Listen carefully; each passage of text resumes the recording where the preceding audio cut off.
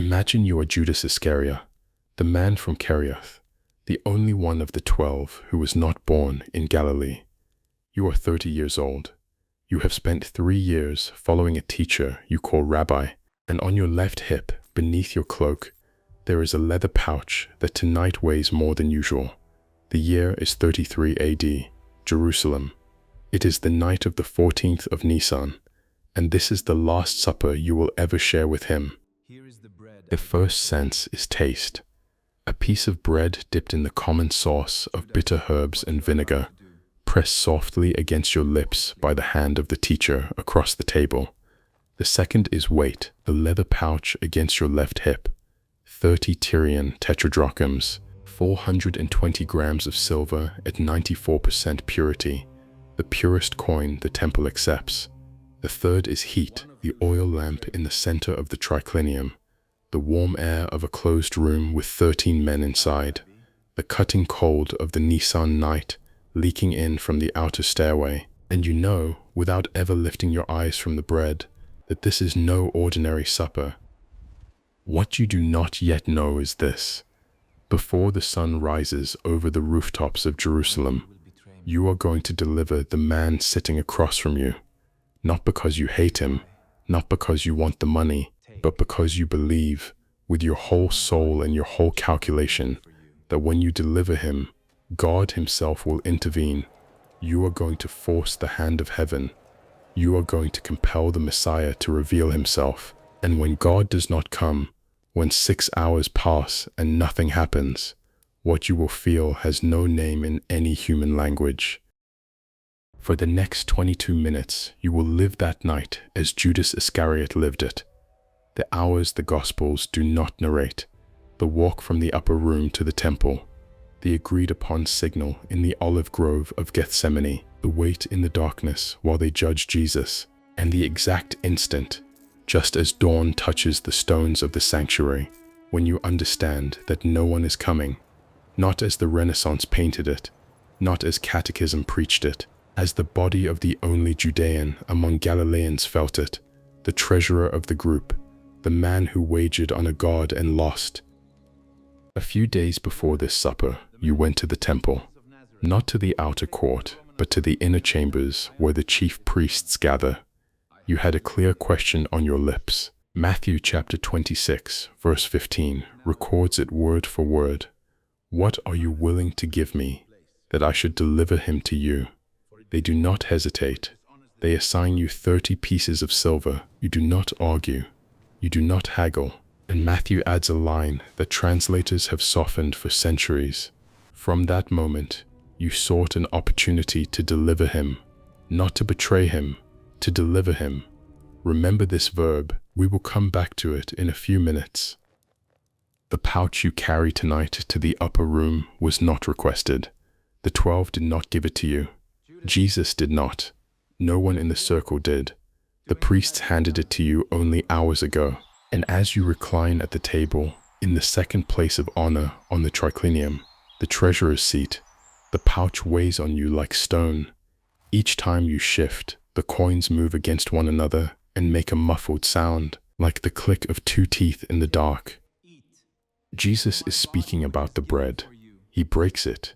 He passes it. The 11 hear without hearing. You hear it with every nerve. Then the teacher says something none of them expected. John chapter 13, verse 21. One of you will deliver me. The verb again, not betray, deliver. The disciples begin to look at one another, uncertain. Simon Peter signals to John, the beloved disciple, the one reclining against the teacher's chest.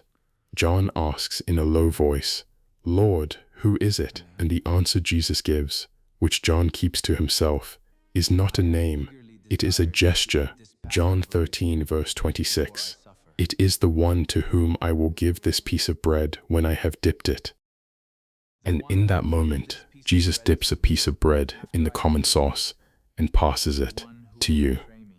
In the Semitic culture of the 1st century triclinium, the host who dips the bread and passes it to a guest is performing the highest gesture of honor of the banquet.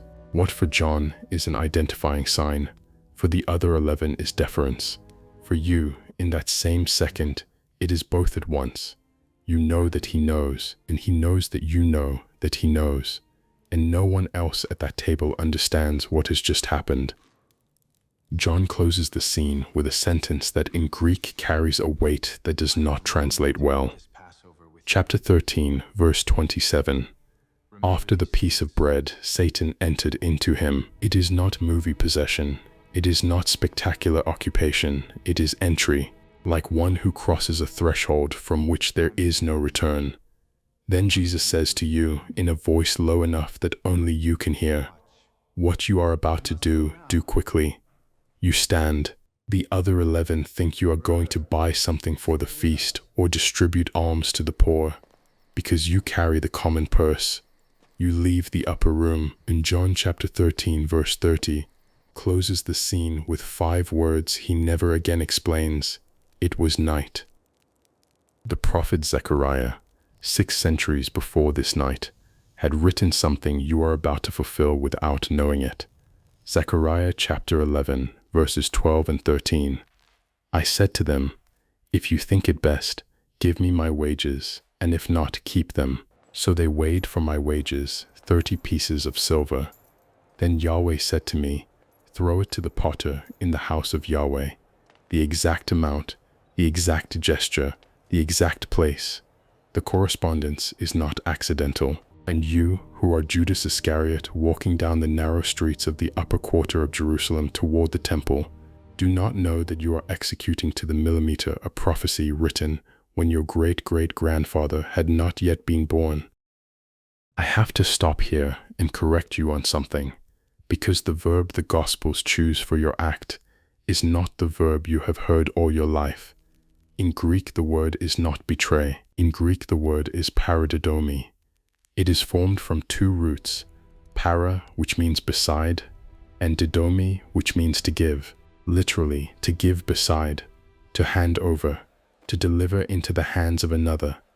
It appears 120 times in the New Testament, and more than 200 in the Greek translation of the Old Testament. It is the verb a merchant uses to hand over goods. It is the verb a master uses to transmit teaching to a disciple. It is not the verb of treachery. The Greek verb for betrayal would be another one, and the Gospels never use it for you. The distinction is deliberate. In the vocabulary the canonical texts choose, you do not betray, you deliver. And that word, that one word, is the difference between the man the centuries remembered as the embodiment of evil and the man who one night believed he was delivering the Messiah so that God would unleash him upon Rome. That is the word you just felt in your own hands when you accepted the pouch. If this night of Judas is catching you, if you are beginning to suspect that the man always painted as the archetypal traitor may not be what you were told, subscribe to Rich Bible Stories. Every week we live another biblical moment from inside the body of the one who was there. While you walk through the sleeping streets toward the temple, half an hour behind you, in the upper room, the other 11 are finishing the meal without fully understanding why you left. An hour ahead, in the Garden of Gethsemane, across the Kidron Brook, Jesus is about to walk with them to pray among the olive trees. In the chambers of the high priest Caiaphas, the lamps are being lit. The temple guard is already arming itself with swords and staves. And in a nearby courtyard, a fire of coals is being prepared for the cold dawn. In that same fire, within hours, Simon Peter will deny 3 times having known the man you have just delivered. 3 lives are crossing tonight without any of the 3 knowing. In the valley of Hinnom, at the southwest corner of what we call today the old city of Jerusalem, there is a field that archaeologists from the Israel Antiquities Authority excavated in 1989. They discovered it by accident when a modern construction uncovered a 1st century necropolis carved into the limestone. Among the burial caves, they found something unique in all biblical archaeology: the so-called Tomb of the Shroud, a 1st century burial with the funeral linen intact, and inside the fabric, pathological remains of tuberculosis and leprosy. That field, which in your time will be bought with the price of your iniquity, already exists. It is already there while you walk toward the temple, and the ground your feet will tread at dawn is the same ground under which, 2,000 years later, the bones of the Anonymous of Jerusalem are still buried. You do not know it yet, but that field already bears your name. But do not romanticize this.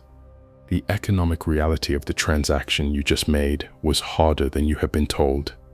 Here are the numbers. 30 Tyrian tetradrachms weigh 420 grams of silver at 94% purity. They are worth 120 denarii. A denarius is the daily wage of a first-century laborer. That means 120 denarii are 4 months of work. Not a fortune.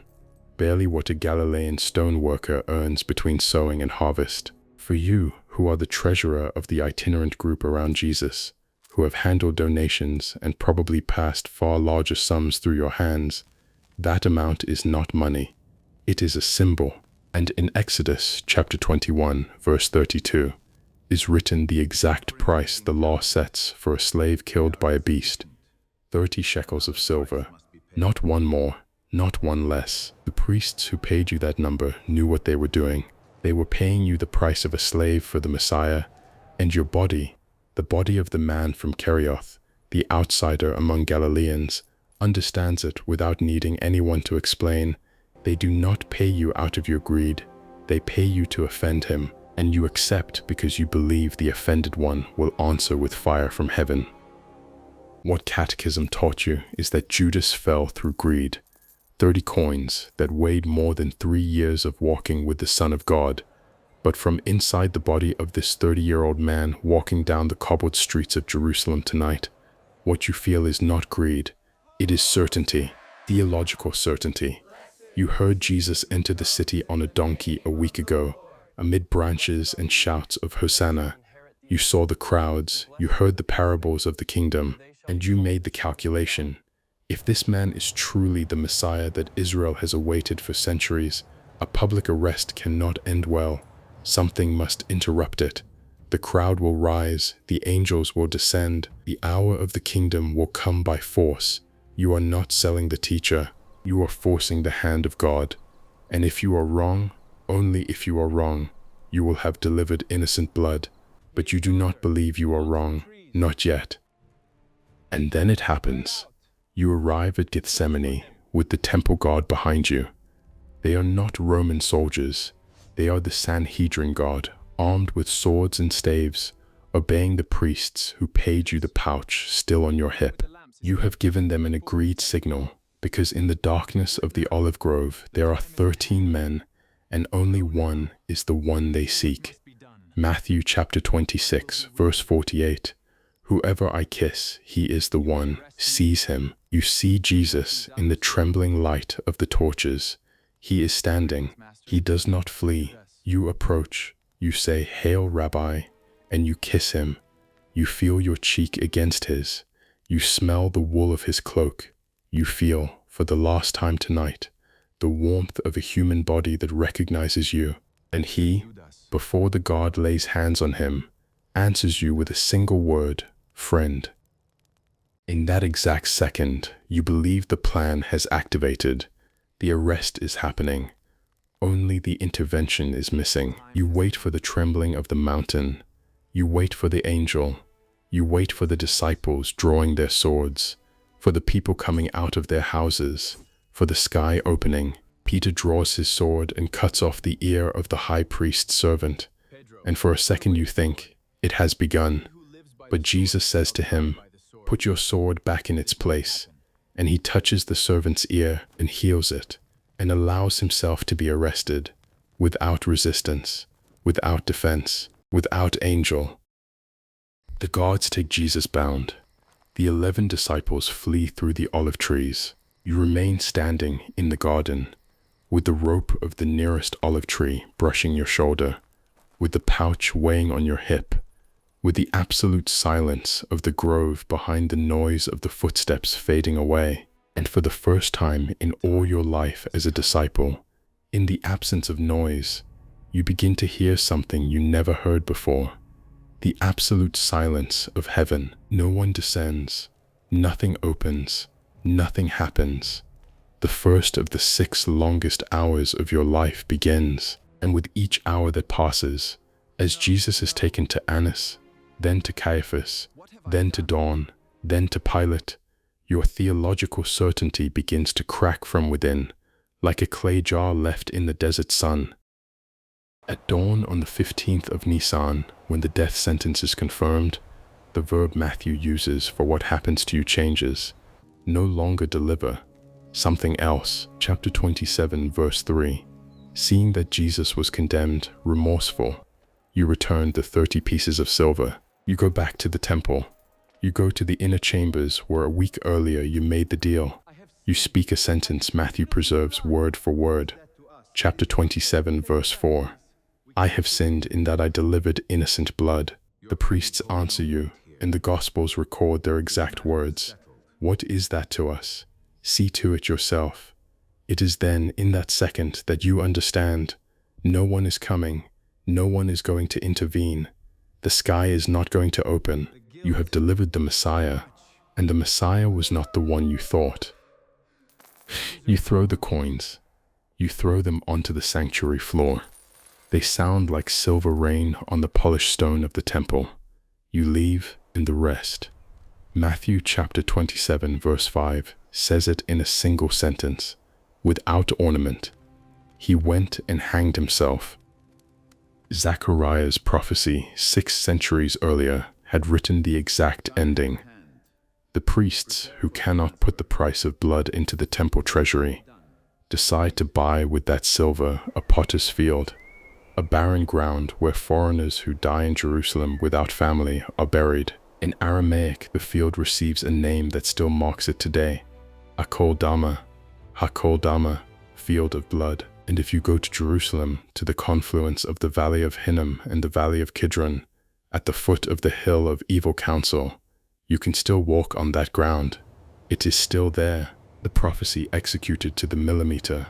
What you thought you were forcing was, from the beginning, something that had already been written. The first sensation you had tonight, a few hours ago, was the taste of bread dipped in vinegar and bitter herbs that the teacher pressed against your lips as a gesture of honor.